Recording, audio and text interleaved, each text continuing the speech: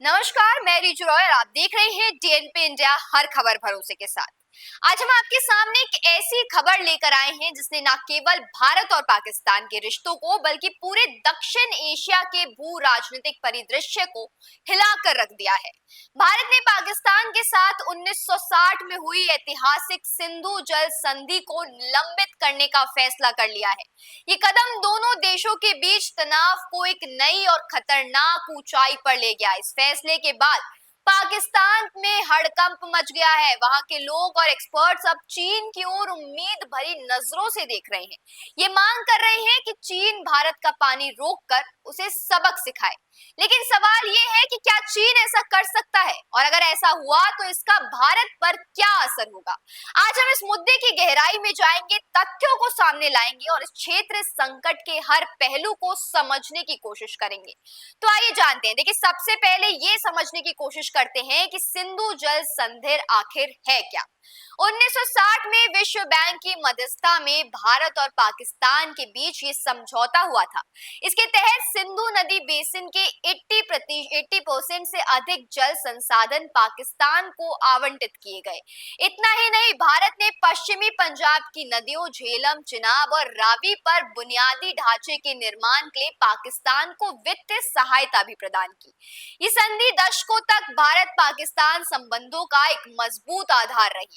1965 और 1971 के युद्ध, 1999 का कारगिल युद्ध और इसके बाद हुए कई आतंकी हमलों जैसे 2001 का संसद हमला, 2008 का मुंबई हमला के बावजूद भारत ने इस संधि को बरकरार रखा। लेकिन अब भारत का धैर्य जवाब दे चुका है। भारत ने इस बार साफ और कड़ा संदेश दिया है कि आतंकवाद किसी भी सूरत में बर्दाश्त नहीं किए जाएंगे।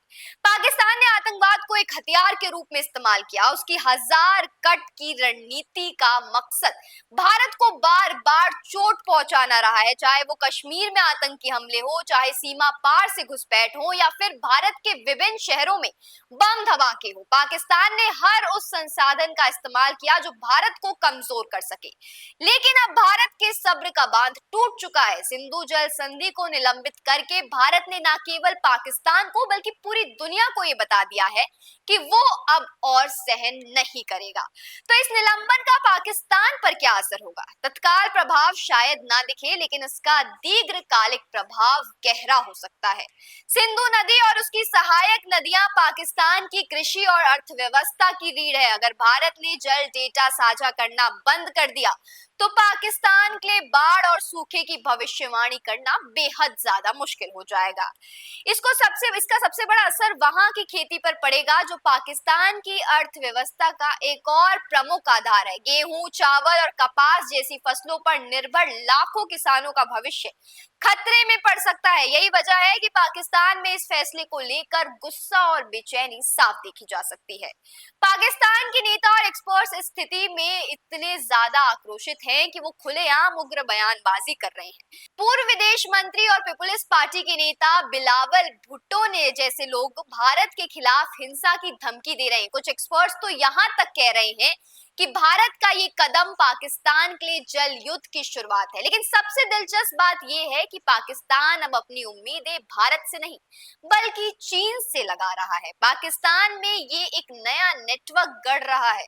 वहां के लोग और विशेषज्ञ दावा कर रहे हैं कि भारत की ज्यादातर नदियां चीन से निकलती है। उनका कहना है कि अगर चीन इन नदियों का पानी रोक दे तो भारत पानी की एक एक बूंद के लिए तरस जाएगा। पाकिस्तान को लगता है कि चीन उसका सच्चा दोस्त है और वो भारत को सबक सिखाने के लिए पानी का प्रभाव बंद कर देगा। लेकिन क्या ये सोच हकीकत से मेल खाती है? क्या चीन वाकई भारत के खिलाफ ऐसा कदम उठा सकता है? सबसे पहले ये समझना जरूरी है कि भारत और पाकिस्तान के बीच जो सिंधु जल संधि थी वो एक कानूनी रूप से समझौता था, लेकिन भारत और चीन के बीच ऐसा कोई व्यापक जल साझाकरण समझौता है ही नहीं। हाँ, कुछ नदियां जैसे ब्रह्मपुत्र के लिए बाढ़ के मौसम में जल विज्ञान डेटा साझा करने के लिए समझौता ज्ञापन यानी एमओयू जरूर है। लेकिन चीन एक ऊपरी तटवर्ती देश के रूप में भारत की तुलना में कई कम प्रतिबंधों के साथ काम करता है। यानी अगर चीन पानी रोकना चाहे तो उसके पास ऐसा करने की तकनीकी और भौगोलिक क्षमता तो है, लेकिन क्या उसके पास ऐसा करने का कोई ठोस कारण भी है? देखिए, भारत और चीन के बीच रिश्ते निश्चित रूप से तनावपूर्ण हो चुके हैं। 1962 का युद्ध हो या डोकलाम विवाद हो या फिर 2020 की गलवान घाटी की झड़प, दोनों देशों के बीच सीमा विवाद समय समय पर उभरता रहा है। लेकिन इन विवादों की प्रकृति भारत पाकिस्तान विवाद से बिल्कुल अलग है। सबसे बड़ी बात यह है कि भारत चीन में आतंकवाद को बढ़ावा नहीं देता। भारत ने कभी भी चीन के अंदर अलगाववादी आंदोलन को हवा देने या वहां घरेलू हिंसा भड़काने की कोशिश बिल्कुल भी नहीं की।